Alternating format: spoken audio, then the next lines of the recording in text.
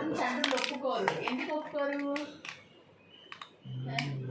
మా నాన్న ఎప్పుడు మా నాన్న తినేనే మా నాన్న తెలుసా, మా నాన్న మీ అమ్మాయి ఏం చేసి పెట్టింది మీకు అని.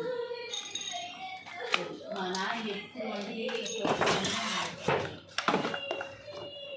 నేను చేసిన కానీ చట్నీ కానీ కలాకాండ్ కానీ ఫస్ట్ నేను కలాకాండ్ మా నాన్న చేసి మా నాన్న